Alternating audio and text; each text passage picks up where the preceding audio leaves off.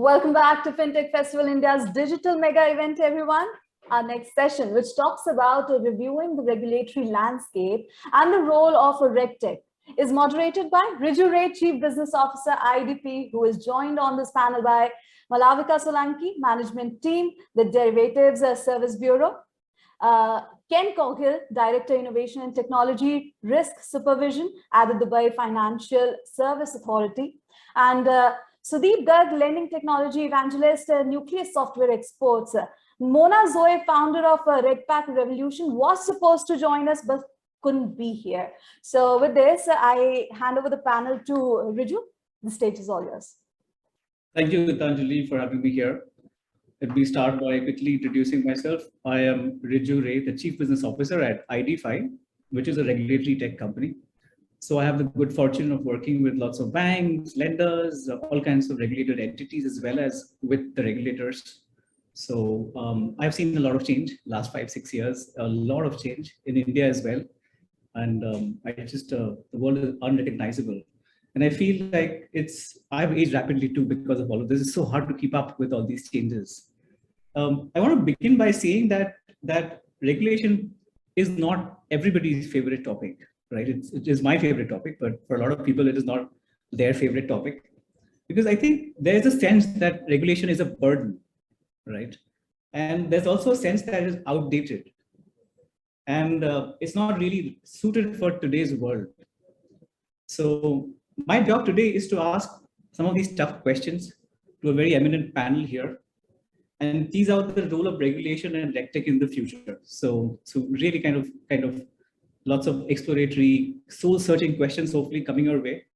And before I begin, let me quickly ask the panelists with me to introduce themselves. I'll start with you, Sudeep. Thank you, Wriju. Myself, Sudeep Garg, and I am Lending Technology Evangelist at Nucleus Software. Comes with a 30+ year of experience, and mostly in the lending domain. From a technology side initially, but then moved into domain, and I understand lending domain and technology both. I worked and implemented solution in earlier phases of my career in late 90s, early 2000 with some of the best and biggest lenders in India and across the world. For last 15 odd years, I'm more into evangelism and in advisory role with my customers as well as internal product teams. Lending innovation is my passion. I keep looking for opportunities to innovate in this area, how we can make credit available to underserved people, how can the cost of credit can be reduced, and of course, at the same time, the credit quality should not go down. So without compromising on credit quality, cost of credit can be reduced. So keep looking for that, and happy to join the panel. Thanks, Wriju. Thank you, Sudeep. We'll go to you next, Ken. Thanks, Wriju, and thanks to the Indian FinTech Festival for the invite to speak. I'm honored to be here today. So I'm Ken Coghill. I'm the Director and Head of Innovation and Technology Risk at the DFSA, the Dubai Financial Services Authority. So we're the independent regulator for the Dubai International Financial Center. In my role, I oversee the supervision of primarily our innovation testing license program, which is our regulatory sandbox. That also includes oversight over payment services providers, crowdfunding platforms, automated wealth management, distributed ledger-based technology products, and cyber risk supervision over our entire community of authorized institutions. I've been in the industry for a little over 20 years. I started off as an equity stock options trader in Chicago, before then moving into the regulatory side and then coming to Dubai nearly 10 years ago to work at the DFSA. Great. Thanks, Ken. Malavika, you're next. Thanks, Wriju. And again, as with Ken, thank you very much for the opportunity to be able to participate and contribute and frankly learn as much from the panelists as from the rest of the discussions over the last couple of days. So my background really is I've been in wholesale financial markets for about 20 years, So primarily dealing with regulated institutions, and more recently over the last decade, dealing also with regulators of those institutions around the world.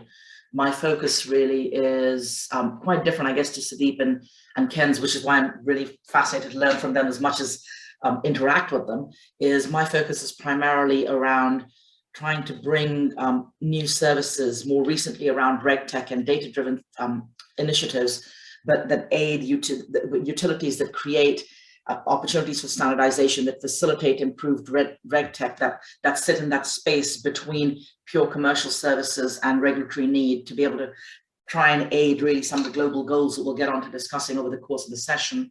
I'm currently at a firm that provides data standardization for OTC derivatives markets, specifically around reference data.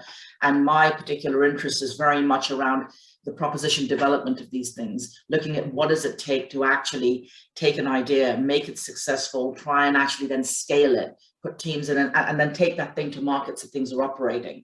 And I've been, as I said, working in the markets for about 2 decades or so, and I've spent an awful lot of time also on the side. One of my passions actually is working with high growth fintech firms in this space. And I've mentored, I would say, somewhere north of 50 firms in the last 5 to 7 years, and effectively working with them to understand where their challenges are and help them scale and operate over time. Thank you, Malavika.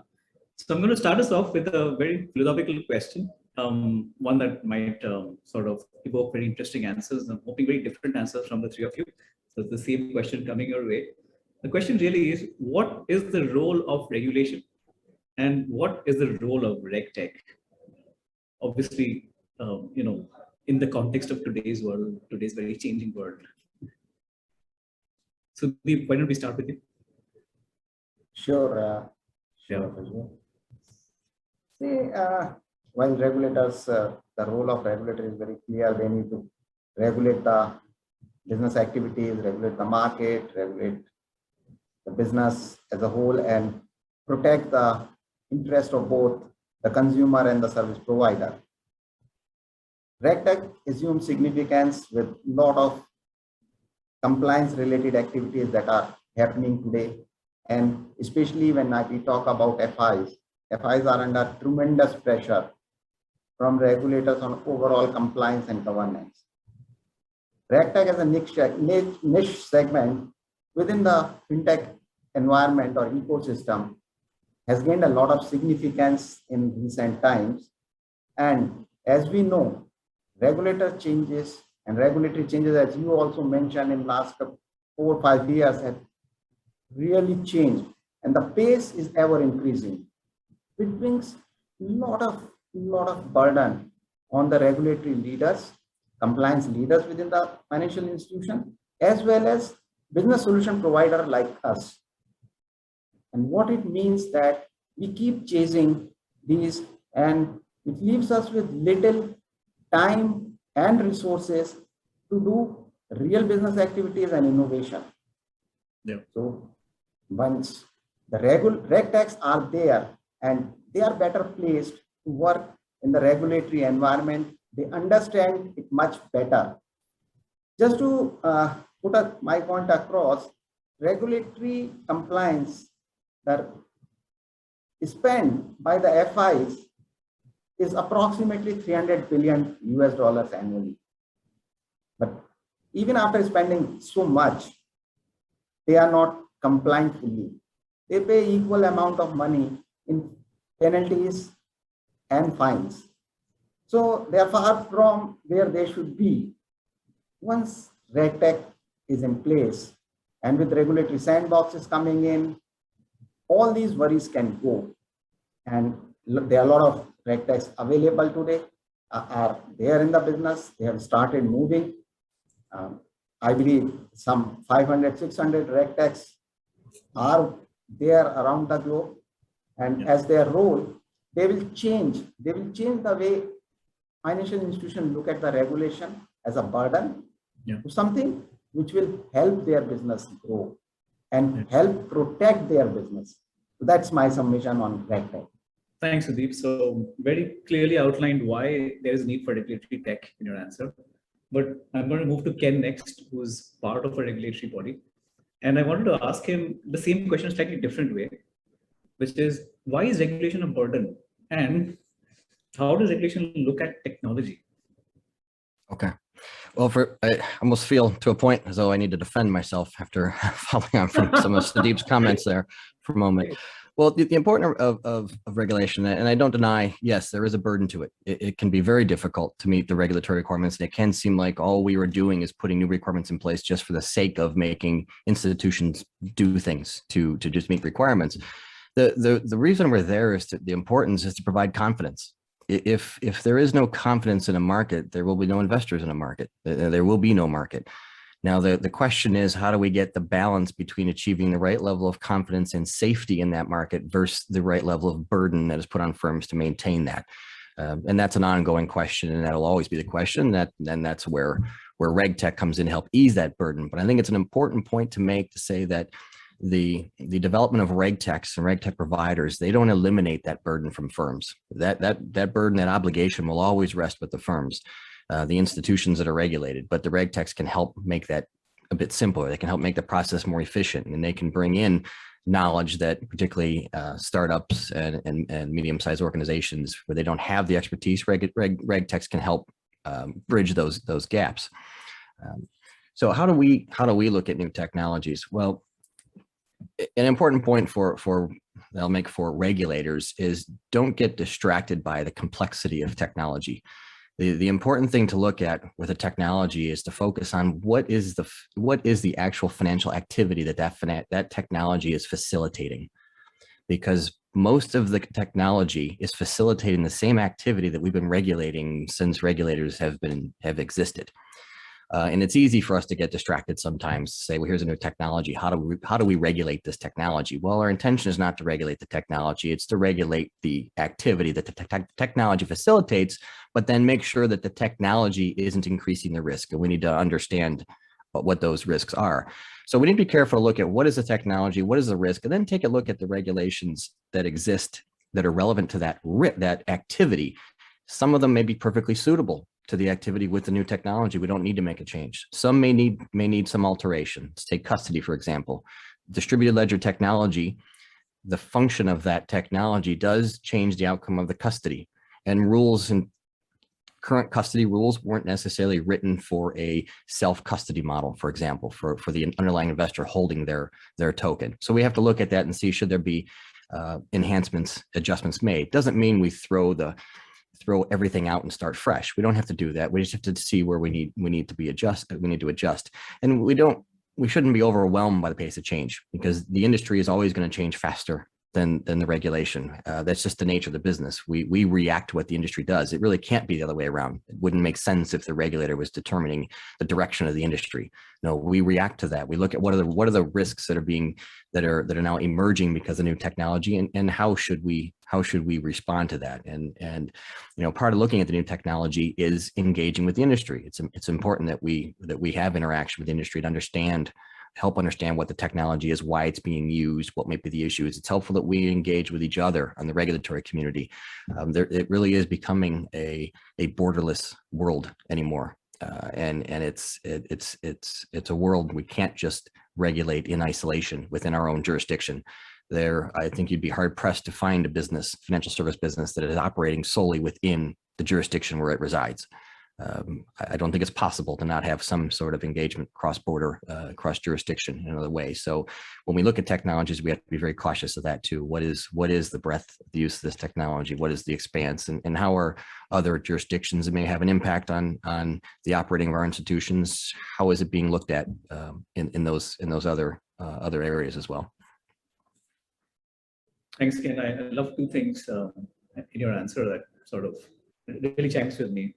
First is the fact that you have to do first principles thinking when it comes to technology. You can't just say that it's technology, so it's mysterious. And the second part that you allude to is dialogue. So important to actually talk with people and understand the technology and its implications to financial services. So they really stand out. Thanks a lot for bringing that up. So Madhavika, I know of your views. They're very sort of dramatic views, and I want to tease that out today. So with this question, I know you work with lots of startups. You mentor many of them.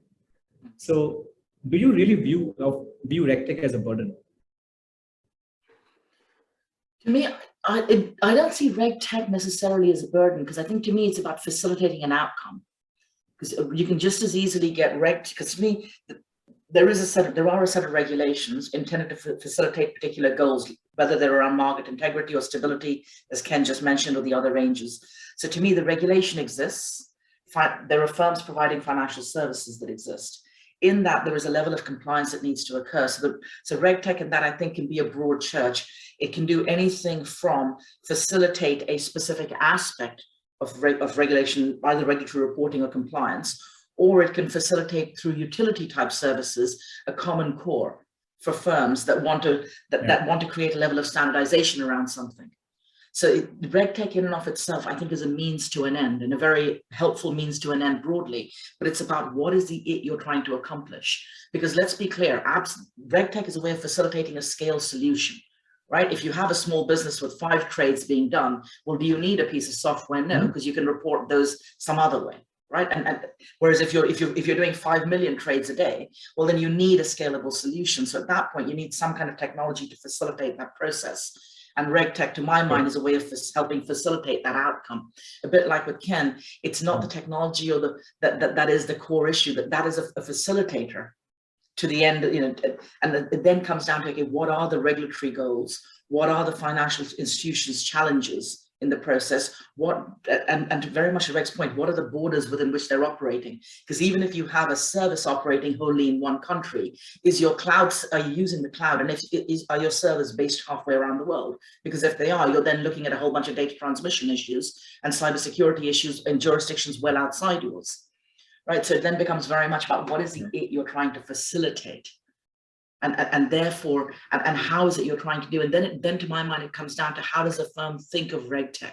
Is it looking for a particular solution to solve a very specific problem?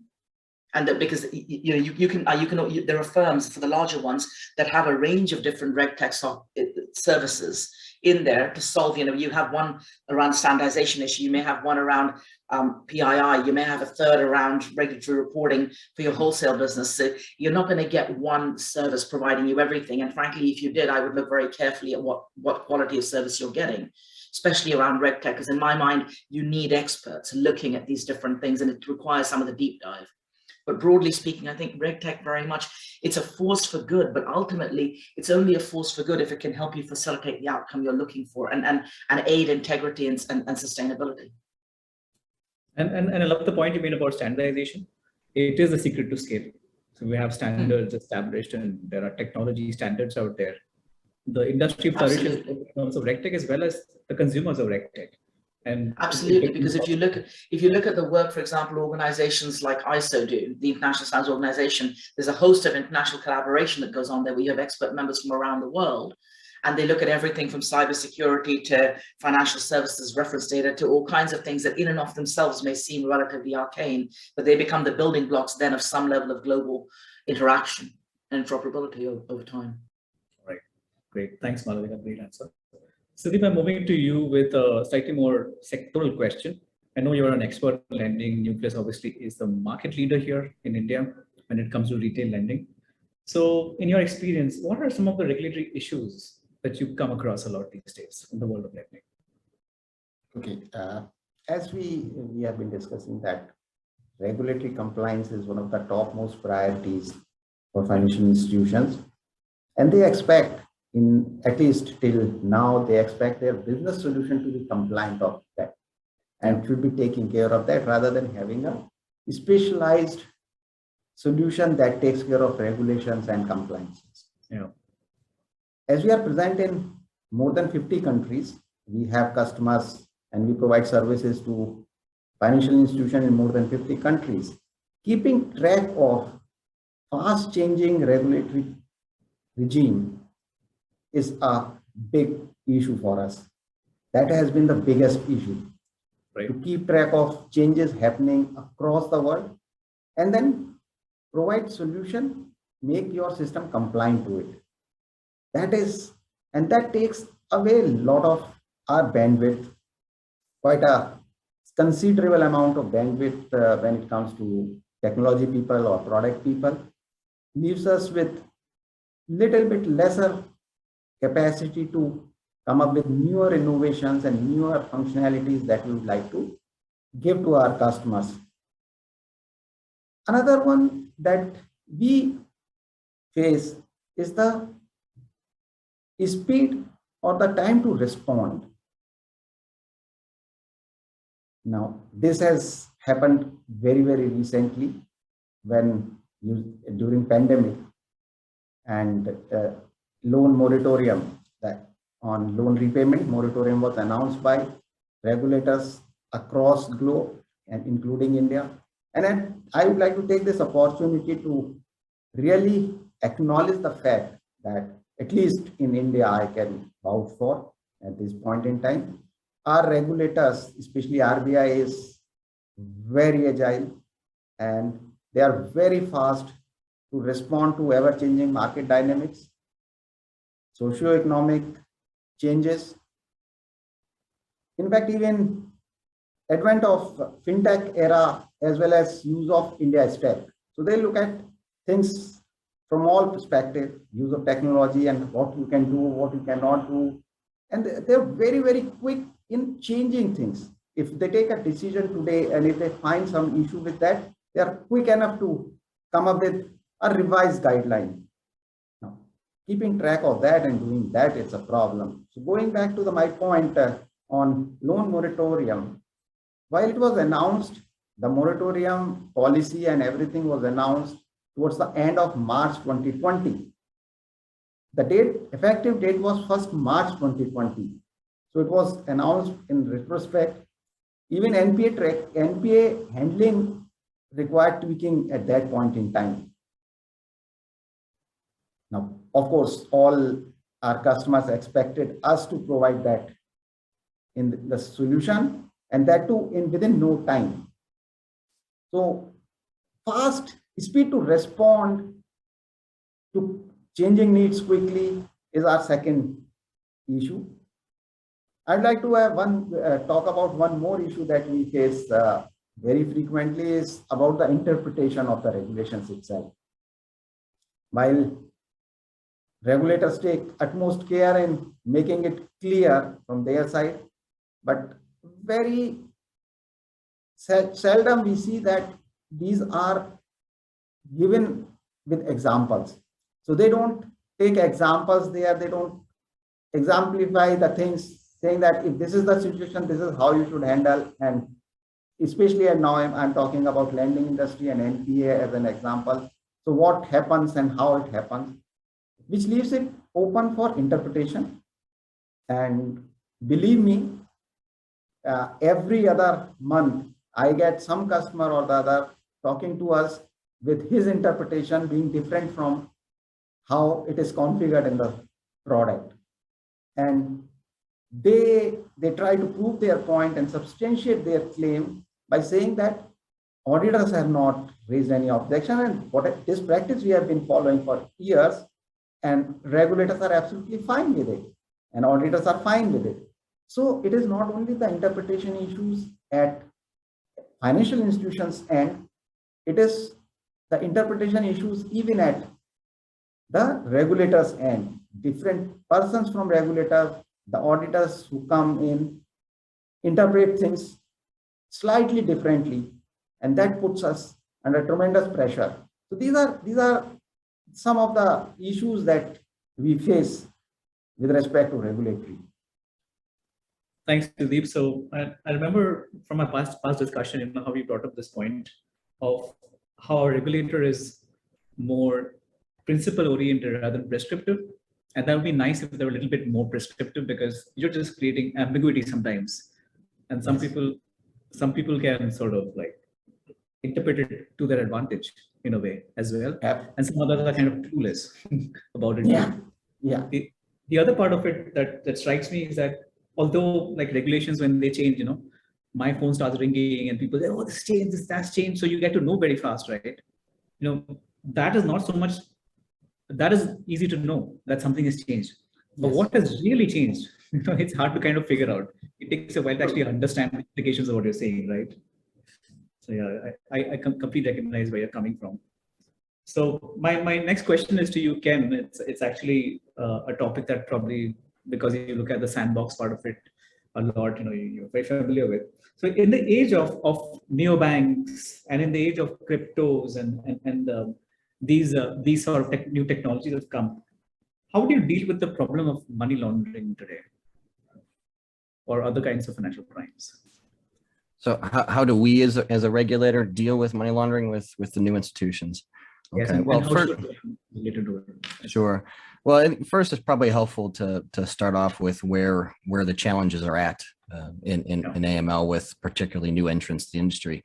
One of the largest challenges is often the new institutions that are starting don't have the resources to properly monitor for AML, terrorist financing, fraud. They don't have the resources and don't always have the understanding. So this is one of the challenges when we talk about tech fin. A lot of the technology companies are getting into financial services and they're starting to open banks. They don't have the history and the understanding of why the regulations are there for around money laundering, monitoring for terrorist financing. They don't understand the typologies that exist in the arena that they're asking to operate. So that is the first challenge. Where we can deal with that, and the best place to do that is before they're licensed to operate. And this is why you see in a lot of ways large companies that many around the world can't understand why regulators are so hesitant to allow them to move forward with the new products they have. A lot of the tech companies is because regulators are dealing with this issue of, are they properly resourced yet? Do they understand yet what it is that they need to be monitoring for? Do they understand the risks that they're exposing themselves and the marketplace to? And it's that level of pause that is causing, in many cases, what is seen as the slowness in allowing them to operate.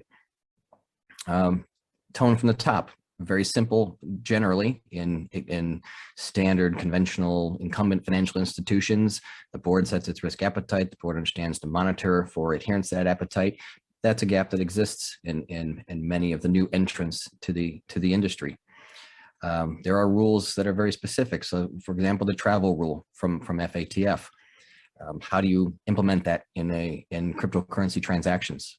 Well, implementing that domestically is one question. How do you implement that when you're conducting transactions across different jurisdictions?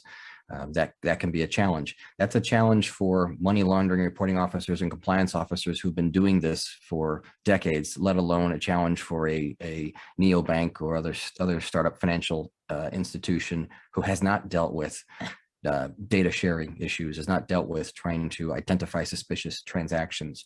So the emphasis on much of this is put at the authorization stage before we license an institution. The other ways is in the collaboration. So there are organizations, one particularly, I say organization, but a collaboration, the Global Financial Innovation Network, GFIN, which we are one of the founding members of that group. It's a way for regulators to regularly meet, communicate issues so that we understand what are the emerging institutions across jurisdictions that are similar, what are the emerging issues we're seeing with them, and what are some of the common ways that we are looking at and differences in the way we're looking at to deal with these issues, and how can we sort of move to a way to where we're being more consistent in our approach, and it's basically helping each other out and making sure we don't miss some things that are emerging. Well, it's definitely important to collaborate in this situation, because by definition, it's something that money gets out of the country very quickly. So I'm going to actually ask you a follow-up question, break the house rules a bit and go directly to your last question in a way. I wanted to ask you, as a regulator, so how do you sort of leverage technology yourself? Yeah, so this is say an initiative that regulators around the globe, and we have a lot of discussions at the GFIN about this, how to do this. There's a lot of ways. We do monitoring ourselves. We collect a lot of data, and we have the same challenge around data analysis. So we are, and many regulators are looking at different methodologies, different technologies that we can use to take the data, make sure, one, do we have the right data? And that starts with data reporting. So using solutions that make it easier for the institutions to report to us, make it more timely for them to report to us, and in effect, in theory, moving toward more of a more real-time supervision sort of model. So where we can get the data, we get the right data, we know whether the integrity of the data, we can maintain the integrity of that data, we can do the analysis on it, and we can come up with proactive reactionary responses more quickly than we otherwise would have. Data sharing is not just a problem for private institutions, it's difficulty for regulators.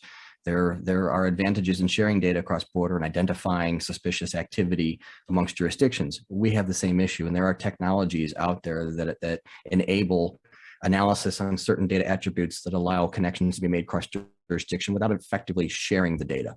And we can maintain compliance with our own data protection laws. Those are still developing types of technology, but those are there. Those are things we're looking at. Perimeter monitoring. It's nearly impossible. As difficult as it is for institutions to keep up with the pace of change and regulation, it's impossible for us to keep up with what's happening in the media. Media can be an extraordinary source of information for proactive supervision.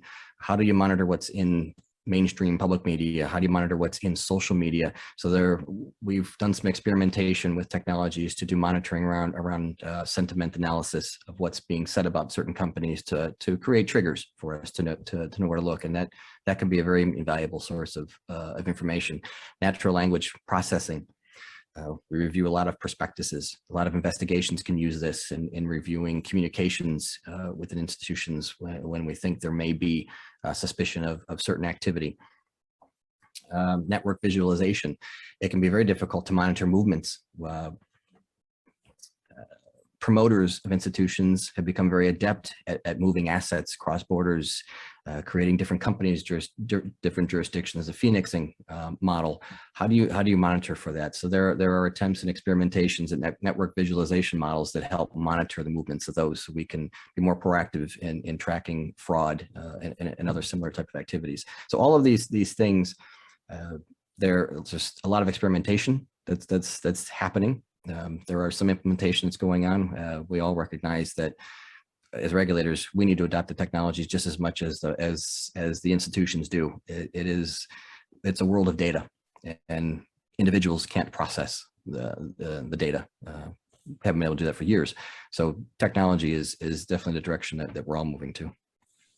Yeah, we're not in that situation anymore where we see stacks of paper that you go through for months and finally come to a conclusion. For sure, and it's so heartening to see your response here. I never imagined it would be such a comprehensive answer, really. There are so many areas that technology can really help, so it's really heartening to hear. Well, and you say the stacks of paper, we started an initiative just before COVID where we put controls on the printers to eliminate printing.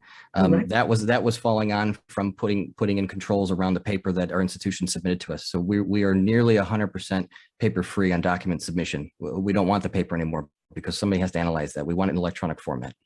So we're moving to all of our application forms, getting all of that in a digital format. We're nearly there. We're nearly a paperless regulator, and that is also, we can feed it into systems, and we can use technology to assist with reviewing all of it. Brilliant. Thanks a lot, Ken. Smalvika, coming to you next. I have a question about, I'm going to phrase it this way. So how do you draw a line when it comes to personally identifiable information? Like, in the sense, is there something that you can literally kill industries by regulating it too much?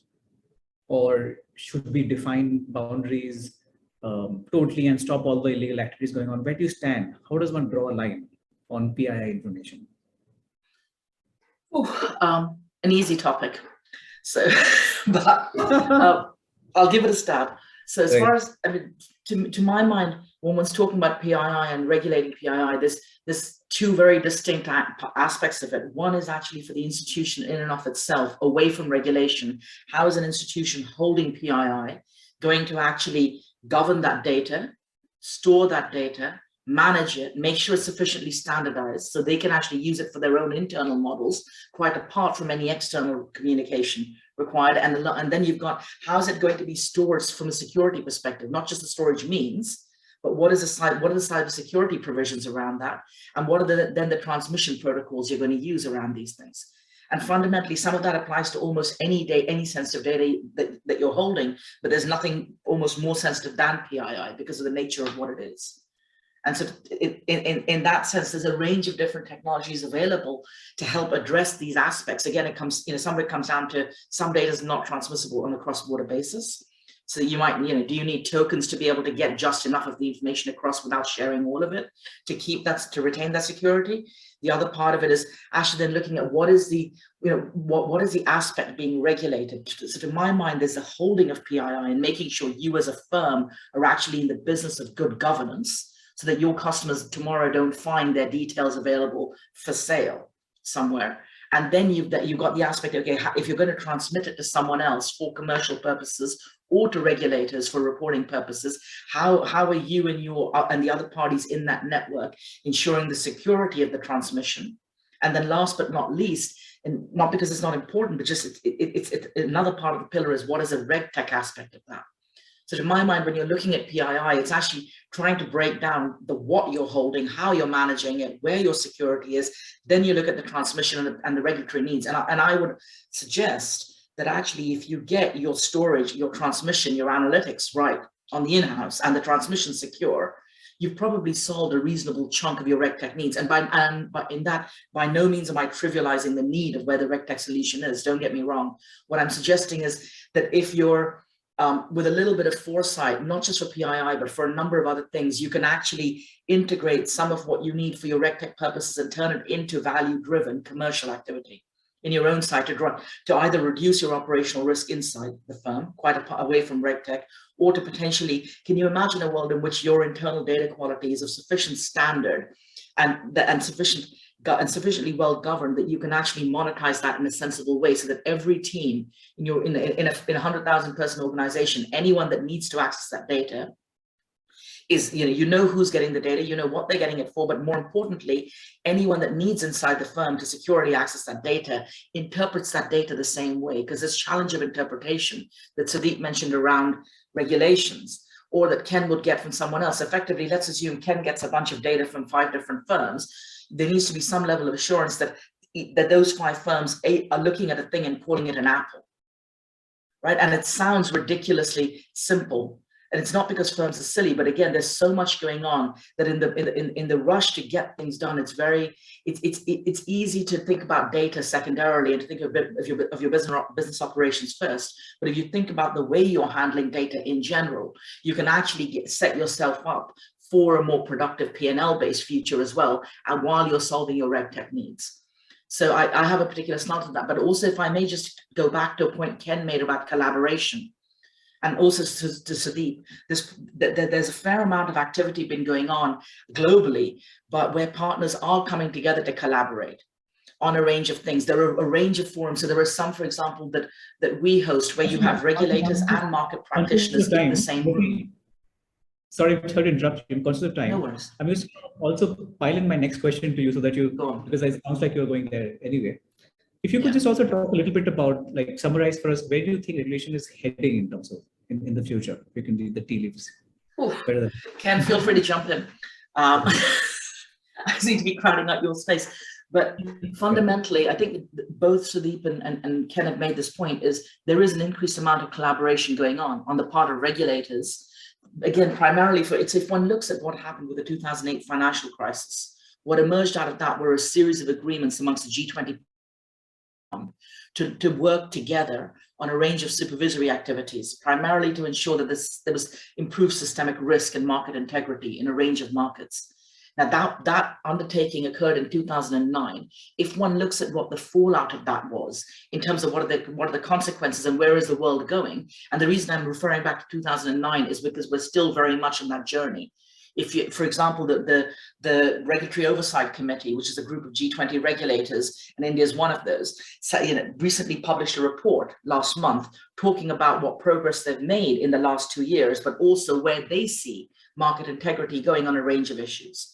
There are regulators, from what I've seen, are working on cybersecurity standards and a view on not necessarily setting what the standard is, but setting requirements for what they expect for cloud infrastructure standards, for data standardization, for a range of other things. So, but fundamentally, I think Ken's absolutely right. The world is moving towards a more automated, real-time based model where possible. And from what we can see, the global regulatory community seems to be very focused and I think quite rightly, on trying to get the balance right. So you can have so you reduce the barriers to entry. You can allow for new entrants to enter the financial services arena, whether it's in the retail or the wholesale market, but you're doing so in a way that also tries to balance the other risk.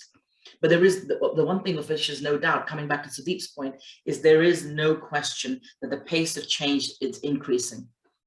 And that's where, coming back full circle, one can use RegTech as a way to keep pace with what are the new regulations coming in my sector, what jurisdictions they're coming in, what does that then mean for my market? And to the last point about collaboration, we're seeing increased collaboration, not just amongst regulators, but actually market participants in forums with regulators and in forums in and of themselves, to try and understand what do they mean by standardization. Are we all trying to solve the same problem different ways, and actually might we benefit from trying to solve it in a utility-based model the same way up to a certain point, and then do whatever we need to for our specific firms? So there's a lot going on. Collaboration and change, I think, are the orders of the day. I think the part that really sticks to me in your answer is the fact how we need to embrace technology, really, to cope with a very changing world. And that comes out very strongly in it. Love that part of your answer. So there are some amazing panel questions, which is why I thought I'd just cut short my own questions a little bit. And I'm looking at it and I'm thinking, how do we do justice to it? So all I'm going to say is, guys, when you answer these questions, please keep it very brief, because there are some amazing questions right after that, right? So Sudeep, the first question probably is directed to you. Says, what do you think, this is from Manish Thakwani, and his question is, what do you think needs to be done to change the perspective of industry and the outlook towards regulation? Okay, so it's a difficult one to change the perception. Changing perception is not easy, but I'll attempt this in a way that don't look at it as a burden, as Ken has also said in his thing, and it's not a burden at all. It's the way it protects your interest itself, because once you have the stability and confidence of the regulator is there, then the confidence of customer will also come in. The moment we hear anything about that regulators have fined such and such bank or financial institution, immediately the customer confidence also goes down. Yeah. So never look at it as a burden. It seems as a burden today because there are applications in silos, there are business solutions in silos, and you need to pull out information from multiple places, then try to figure it out what to do this, and RegTech is the answer. Right. Thanks, Sudeep.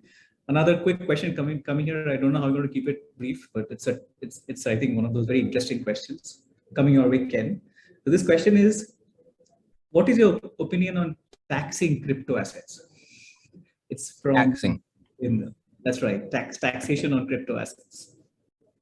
That's a very good question. I'm going to take an easy out and say I don't have to think about that because we're in a tax-free jurisdiction. Oh, that's true. But just from a personal point of view, I don't know why a crypto asset should not be taxed like any other investment asset, and that it's a tough one to answer because it varies from every jurisdiction. And I come from a jurisdiction in the US where every single thing that you've ever thought existed is taxed. So for me to think about crypto assets being taxed, it's yes, why shouldn't it be? Great, thanks for that. So I think let me move. This is another very interesting question for you, Malvika.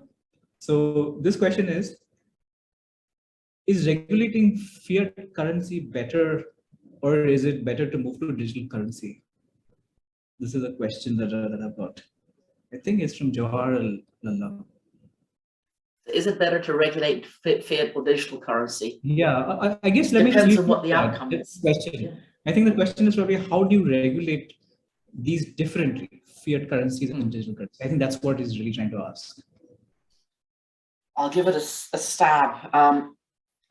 I think the short answer is it depends on what you're on two things. One is, what is the it you're trying to accomplish? Are you aiming for financial stability? Are you you looking at money laundering? What is the it? So the first thing is, how do you think of if it's a digital asset? Let's go broader than just CBDC, right? Central bank digital currencies. Let's step away from that. If you're looking at a digital asset, what is the it underlying that asset? what level of transparency? So from a regulatory perspective, I would expect a regulator to still be interested in the transparency on the underlying product itself, right? What is the openness? And again, if you're looking at a digital asset, what is the openness of that network? What is the susceptibility of that network to money laundering? Because some of it, if you speak to experts, depending on the way that things coded, there's a very wide range. So to me, if I was a regulator, I would be looking at that and thinking, okay, part of this is a systemic risk issue in that there is a thing coming. I need to understand it. I need to be able to track it. I need to make sure it's not the next thing that blows up in my backyard because I was focused on the things I already know about. So there's that. The other part of it is, okay, let's assume that's my starting point. Just to keep this very short, the other half of it then is understanding what the technology can do for that particular digital asset, because the way the thing is coded, the branch it sits on of the underlying DLT make a huge difference to the way that thing is priced, let alone the security of it. So at that point, I think you're then starting to look at a little bit more around the underlying technology that digital asset sits on, quite apart from any standard practices around just looking at any asset that's in the market. Great answer. Thank you, Malvika. Gitanji, I'm looking at you now. How are we doing for time? Do we have time for another panel question, or are we out of time? Gitanjali, you're on mute. Yeah, we do have 5 more minutes. Okay, great. So because the questions are amazing. So this one is for you, then Sudeep. This question is from Dolly Bala. So I think she asks, how can we promote financial inclusion, okay, and for SHG and new fintech lending for social causes? Okay, a very interesting one and very close to the vision of our founder and managing director. All right. He is of the view, and we keep looking at ways and means how can a 100 rupee loan be profitable for an organized sector lender. So that's we keep looking at that. It's coming back to specific items, and in today's world, lot of organized sector lenders now are working with SHGs. New banks or new NBFCs will definitely have an edge there. Banks have the problem in terms of, while they are available everywhere, but they don't reach out to customer. While on the other hand, NBFCs are not present everywhere, but they can easily reach to customer. So it's like NBFC go to customer and customers come to bank. With the marriage of the two, with co-lending solutions being promoted for today for MSME or other sectors, but once these are available for SHGs and small credits, things would be much better. Even while I wanted to talk about account aggregator, even that coming in, a lot of information would be available, and it will be much easier for the decision to be taken by lenders on credits. Linking it with the social cause is through CSR, inclusion into CSR and other things. These will happen. So financial inclusion is definitely on the cards of regulator and everyone. Even fintechs and players like us are working very, very closely with regulators on the same. Thank you, Sudeep. I've been told by Gitanjali that I think that's it. Even though there are such amazing questions, I'll send it to you offline. They're very nice questions that the panel has been asked. Let me start by thanking the panel here. I have personally learned a lot today. It's been one of the most engrossing sessions that I have personally attended or had the privilege to moderate. I'd like to summarize by saying 3 key learnings for me personally. One is that technology is your friend when it comes to managing regulation. I think that stood out. Second is that we need to use first principle thinking when it comes to the way we look at new technologies and how they impact financial services. You just have to understand the implications on financial services by therefore understand the technology first and how it impacts the end user, etc. And finally, it's a collaborative world. There is nothing that happens in isolation. We need to work together, okay, across countries and kind of have standards that bring us together as well. So these 3, I think, sort of are my main takeaways from today's session. With that, I'd like to end and thank all the panelists and all the audience for joining us today. Back to you, Gitanjali. Well, that was a very interesting discussion. Thank you so much, Wriju, Malavita, Ken, and Sudeep for joining us today. And with this, it's time to move on to our next session. So don't forget to go to the agenda and select the next session to join in. And in case you want to network with our partners and other attendees, do check out our People tab. We will be right back with our next session. 100 रुपए में bitcoin trading possible है impossible लगी शर्त और हारा तो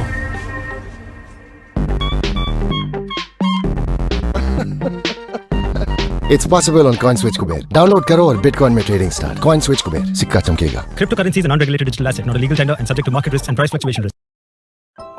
Where there is life, there is hope, there is meaning. But life has its downs as much as its ups. Life is about challenges. Life is about opportunities. Time for joy, time for celebration, and time to introspect. Thankfully, in every one of life's moments, and even beyond life itself, there's LIC. Where there is life, there's always LIC. Zindagi ke saath bhi, zindagi ke baad bhi.